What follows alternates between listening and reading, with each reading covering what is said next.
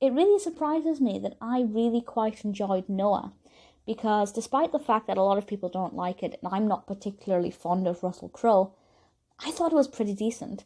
Not the perfect epic that it perhaps could have been, but I still enjoyed it. It was released in 2014, directed by Darren Aronofsky, and starring, of course, Russell Crowe as Noah.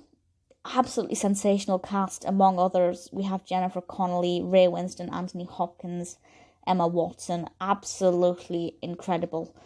The budget for this film was apparently $125 million, and I imagine, based on how some of the special effects and sets were amazing, a lot of that went on the casting. Needless to say, this is the story of Noah. Noah has to build a boat before there's a flood.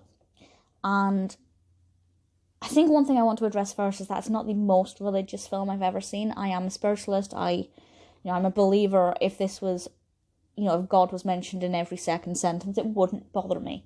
But if you're the kind of person who doesn't believe or just simply doesn't like it when it's pushed in your face, that's not going to be a problem here. Once Noah kind of gets the message, it's all about building the ark, getting everybody to safety. We have a deeper look at some of the relationships.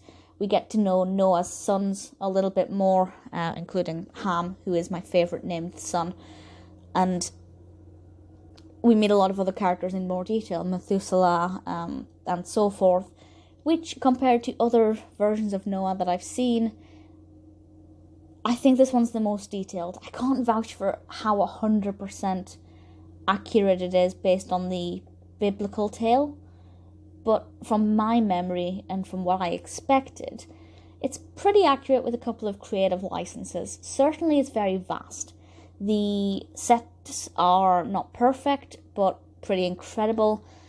The filming locations are, well, certainly it was filmed at Paramount. I'm not sure how many of the sets were built at Paramount, or if a lot of them were built on location. But I can confirm that there were a lot of very vast scenes.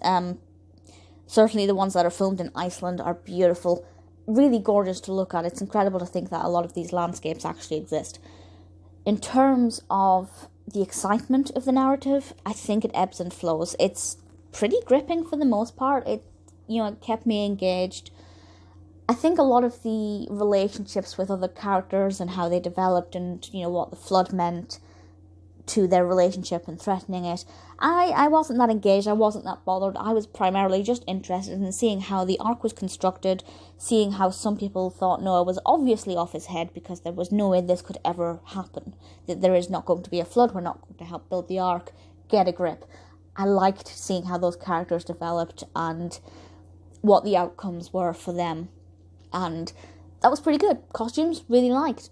Script, dialogue, fine. Nothing spectacular. Russell Crowe's performance was fine.